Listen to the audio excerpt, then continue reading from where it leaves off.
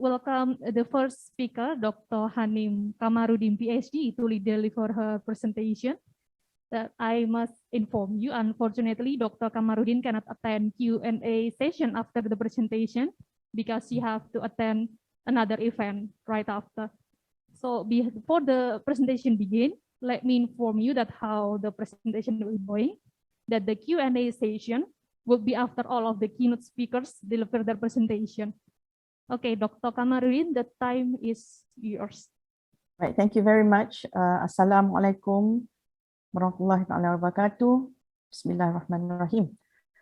Good morning, ladies and gentlemen, distinguished participants, honored academics, the Dean of the Faculty of Law, Janabadra University, Conference Chairman of ICOFLAST and the Organizing Committee.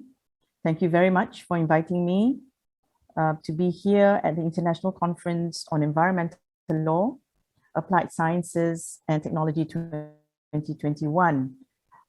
If it's possible, Dr. Murti Ayu, I would like to share my screen.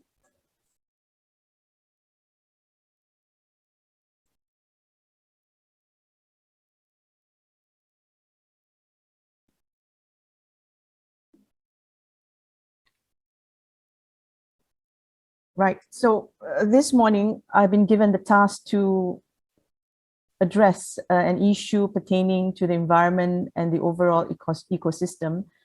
And my area, which I'm researching right now, is actually on plastic waste in Malaysia, on how do we transcend the situation, the current situation, into something much more sustainable in terms of the legal aspect or the legislative reform that we are currently undergoing at the national level.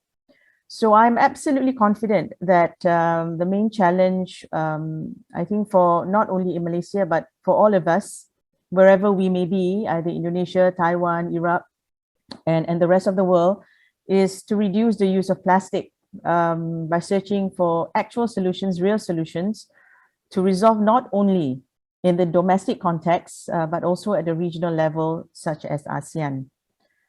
However, in this session, I shall share with you Malaysia's take on plastic waste and approaches to mitigate increase of plastic waste for a sustainable future. You will find that my focus in my address is through utilizing legal means to overcome problems posed by plastics, but one should not discard other equally important areas reflected in the themes of this conference, being applied sciences and technology that are equally useful in assisting us to resolve issues on plastic waste. So let me just begin by sharing with you some images that remind us on how imminent the threat of plastic pollution is, or plastic waste, that seem to be encroaching into our lives and the natural habitat, impacting mostly the marine mammals and also human health. So these images are an aspect as an example of a serious portrayal of the effect of plastic usage and disposal, which shows a devastating and sad picture of the state of our oceans. So this is just an example how plastics has become a problem for us all.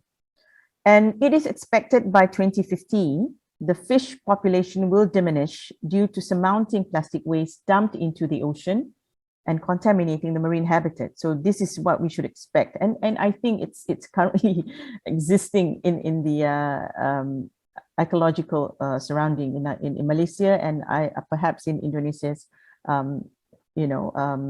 area of the marine areas. And in accordance to a study carried out in Plymouth University in 2015, plastic pollution affects 700 different marine species. And there are other estimates that have suggested a death toll of at least 100 million marine animals annually due to plastic waste and plastic pollution.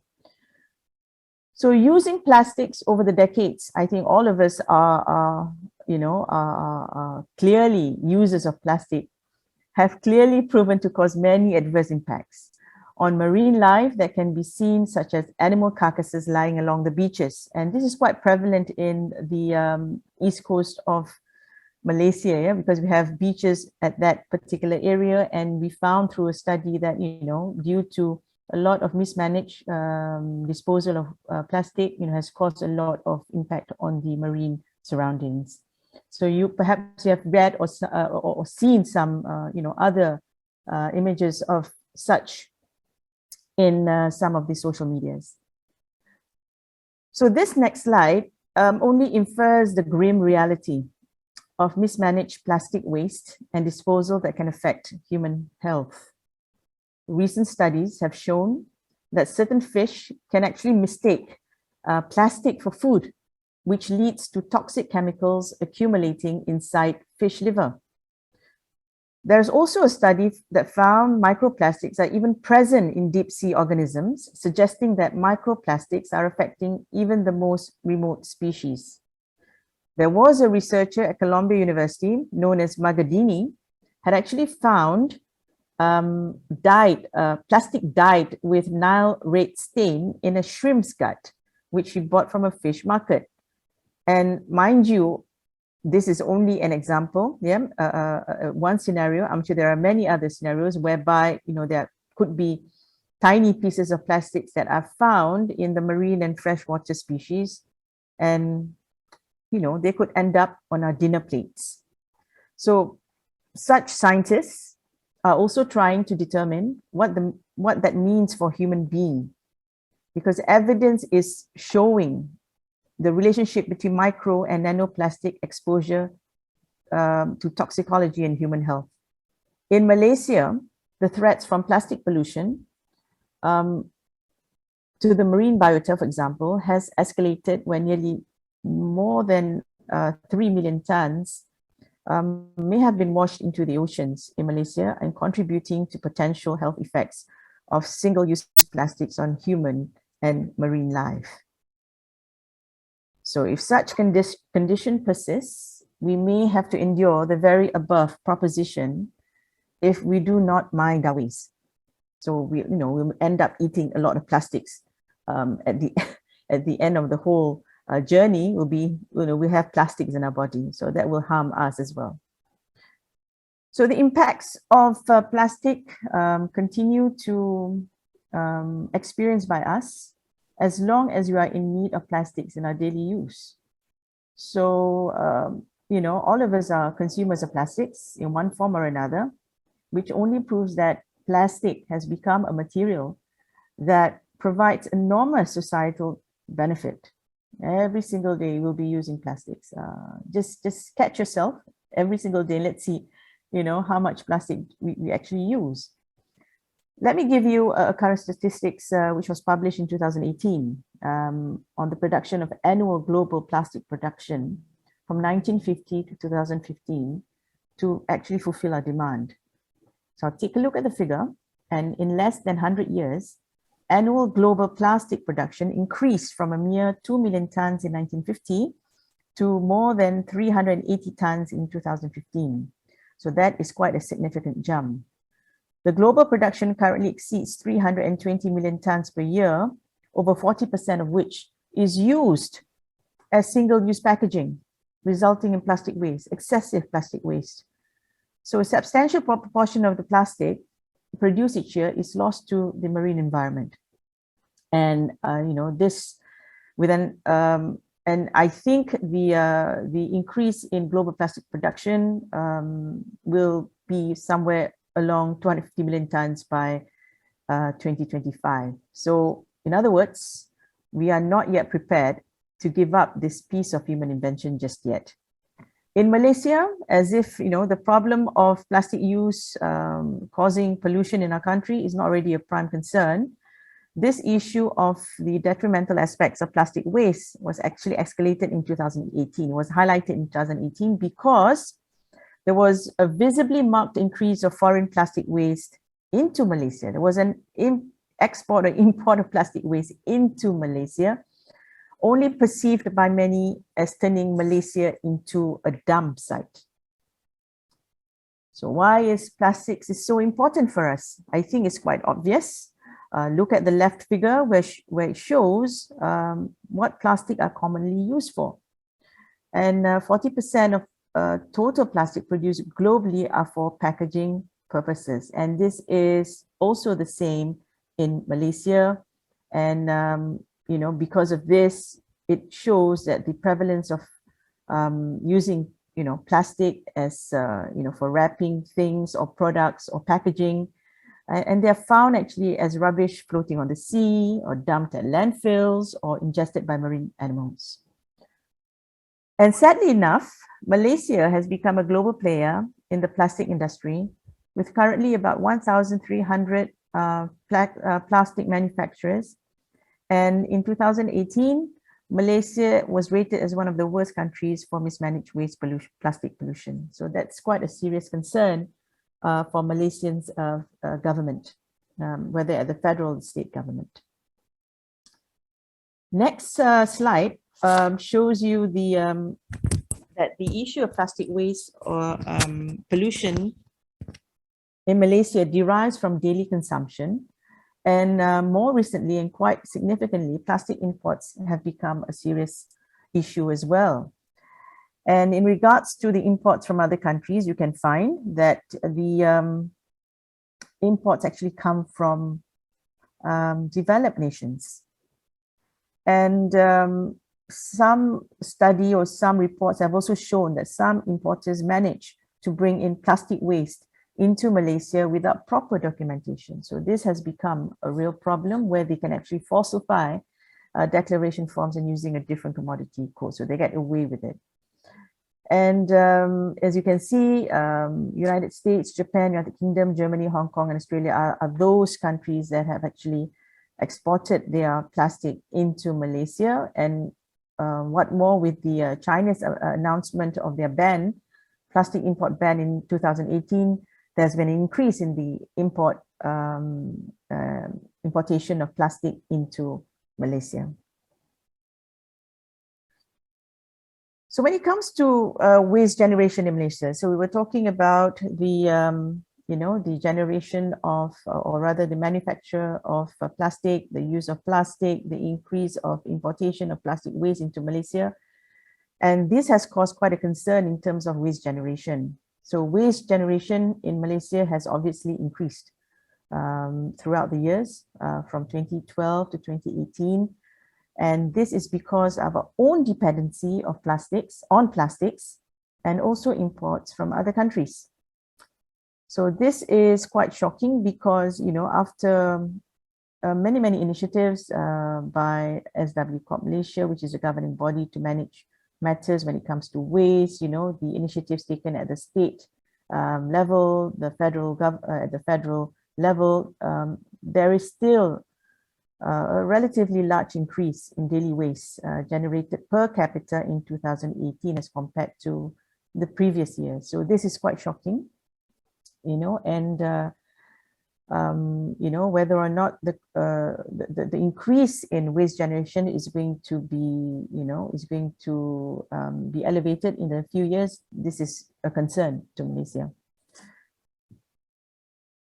So with all those, with the increase of generation of plastic waste, based on our usage of waste and also the importation of waste from other countries, we turn back to this recycling activity, which is a useful tool to process waste plastic materials into new products. So the question is, how effective is this mechanism in other countries and as opposed to in Malaysia? The left figure shows that the total recycling rate in Malaysia is on the uptake, is on the increase yearly, but the rate is still quite low compared to other developed countries at 28%. Where a recycling rate of 30% is targeted to be achieved by 2020 in Malaysia. So unless there is an increased awareness, increased initiative and steps or efforts or strategies or action plans to be taken by all relevant stakeholders around this issue of plastic waste and the importance of, the notion of reuse, reduce, recycling, it will be rather difficult to lessen waste and achieve a satisfactory recycling rate. So in that manner too, due to Malaysia's limited capabilities to recycle plastic, it is intuitive for us to reduce the consumption of plastic as consumers of plastic. let me just move on to Malaysia's plastic issues, which in reality, well, this is not exhaustive, but are mainly centered around these areas, around these 5 issues. We're talking about plastic waste imports. Should we ban them? Should we continue to import to support countries' revenue and to encourage recycling businesses in Malaysia? So that is one serious consideration to take into account when it comes to plastic waste imports.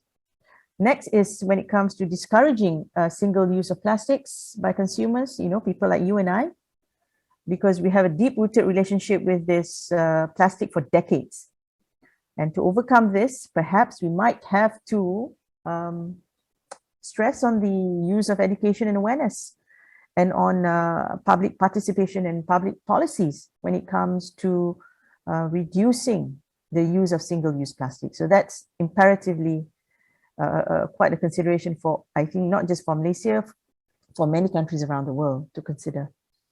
Next is on the prohibition of microbeads during manufacturing processes. I think this is also a paramount concern because all of us actually use health and beauty products. And in the health and beauty products, you will find microbeads in soaps, in body scrubs that we use. And you will find that after you've scrubbed, let's say you put on your, your body scrub or and the body cream, and then you brush them off, you clean them off, and these tiny plastics actually go down the drain and finally into lakes and oceans. And I did mention to you earlier that, the marine mammals will mistake it for food. And this will cause, again, a whole cycle of problems to not just the marine environment, but to us, So in this regard, I think the role of manufacturers is crucial. To replace microbeads with other kinds of eco-friendly alternatives. And that has a lot to do with the final recommendation or final issue. And obviously, when it comes to encouraging cycling, then again, this has a lot to do with the society at large, the way that the government at every level, and also the involvement of private sector, how do we engage with each and every level of society in order for us to encourage recycling at every stage of plastic waste, at every stage of disposal of and usage of plastic. So this is actually some, not all, global strategies that I found. And as you can see, that the issue of plastics has never been left out of discussions at the international level among global leaders and advocates on reducing plastic. So in September 2019, at the UN Climate Change Summit, the issue on plastic has sparked debates on solving the problems associated with it.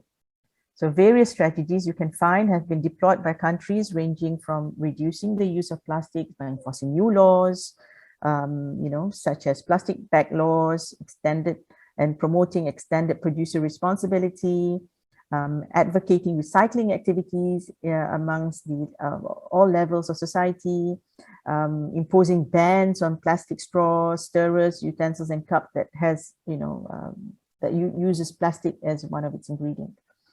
And you will find all sorts of legislations from all over the world, in Africa, in the EU and South America, where, and also in India, if I'm not mistaken, where they actually, impose certain legislation or laws on reducing plastic waste or single-use plastic waste, single-use plastic.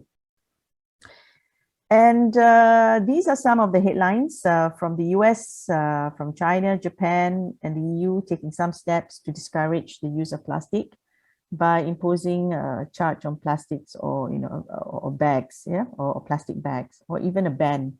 And Indonesia has, I found, has also taken a very serious look at this question on plastic waste contributing to pollution. especially in the marine areas. And if I'm not mistaken, if I believe that Indonesia has many legislations on waste management and also introducing presidential decree on marine debris, if I'm not mistaken. And, you know, you've come up with a regulation to ban completely single-use plastics, which I applaud. Yeah, which I applaud. In Malaysia, with the problems of plastic imports that gained attention in 2018, and also directed the attention to illegal recycling factories. With, you know, we have also initiated some ban on plastic straws, you know, not nationwide, but in various federal territories of Labuan, Kuala Lumpur, Putrajaya.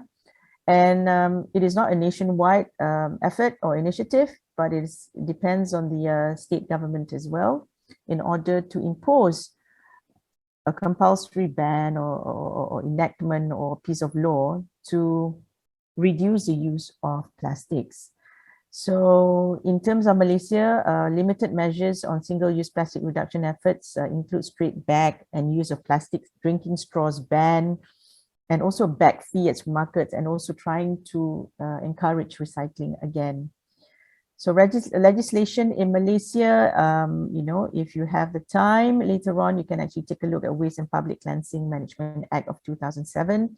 Although it enhances waste management practices, but it fails to address the issue on reduction of single-use plastic to avoid waste. So in other words, in Malaysia, it is not a unified approach, and it depends on really the level of initiatives or efforts at the federal and state government. However,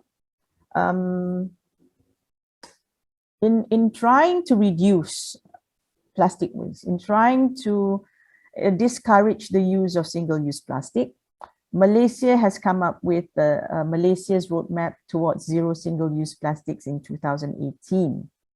Now, this is a policy guideline with the aim of ensuring environmental sustainability and eliminating the use of single-use plastic by 2030, which centers on introducing biodegradable alternatives to plastic and reducing single-use plastics such as grocery bags and straws. So this roadmap is in the 4th year. A longer time horizon is needed to assess whether or not these plans are, well, when it comes to review existing laws, you know, we're still in that phase, yeah. But more recently, the government has announced launching of the Malaysia's Plastic Sustainability Roadmap, which is yet to be revealed in detail. So as part of some of the recommendations from the legal aspect of reducing plastic use or single plastic usage in Malaysia, these are some of it, yeah, by, you know, imposing a fee or imposing a ban, come up with legislation, which we don't have right now in Malaysia, as such in Indonesia, and probably shifting the cost of you know, producing, or the, you know, producing bags to the producers or the manufacturers of plastic. Again, you know, encouraging alternative materials made from renewable resources. And the item F on enforcement really largely depends on training and capacity building when it comes to the enforcers of the law. I've always mentioned this, there is no point having so many laws, but you can't enforce them. And this needs a lot of training for the enforcement officers. And finally, obviously, this is, you know, this is a no-brainer. I think we need education and awareness, not from, it should be from, you know, kindergarten level, right up to tertiary university, and shouldn't stop there either. It should be continuous learning throughout, you know, the times that we live. So it's not a question of business against academia right now, or business against NGOs or against the government, or NGOs against politicians. You know, this sense of urgency to reduce plastic usage and to reduce plastic waste really relies on on a concerted effort by us, all the relevant stakeholders. And these are some of the other ways which I feel that we need to push for. And I think in Indonesia, you already have a law on extended producer responsibility, which is, something that Malaysia should emulate. And I think it's already in the pipeline, hopefully. And improvement of municipal waste management, I think that it's, again, that should be carried out by the local or state level government. And disinfection of medical waste and PPE, I think this has a lot to do with what we're going through, with this COVID-19, that actually takes precedence in everything that we do these days. Everything that we do really depends on the pandemic. So if you remember, I think it's already nearly 2 years in March, that we rely heavily on food delivery services, But when when the food comes to us, it'll be packed in plastic bags, and this is a problem because it is causing a lot of excessive waste, plastic waste, and unfortunately, it doesn't correspond with the level of recycling. So this has become a problem. And disinfection of medical waste and PPE, of course, this is to reduce, basically it's to recycle, reduce the manufacturing of plastic products. And encouragement of reusable grocery bags, I think this has been done in many, many, many countries, including Malaysia. And this again has to be stressed over and over again by the government that using grocery bags, you can reuse them. Will in the long run reduce the use of plastic and also plastic waste. And finally, again, this is also utterly important when it comes to using new alternatives. The promotion of reusable alternatives, I think in a green economy or circular economy, it goes back to how can we reform plastics into something, instead of throwing it away and disposing it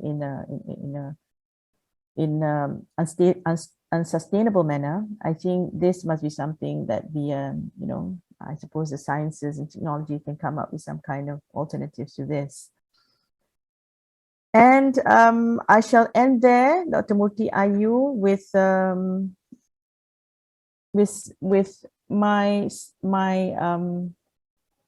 2 cents worth on this. Eradicating plastic waste will no doubt rely on us, our initiative and creativity, and addressing this issue from the aspect of governance, policy, laws, social demands and supply, technology, capacity building, education and awareness, to say the least, because we are at the center of this, on this particular issue, plastic usage and waste. And the outcome of reducing such really lies with our everyday choices. So that's it, Dr. Murty Ayu. Thank you very much for all the kind attention from all participants. And back to you, Dr. Murty Ayu.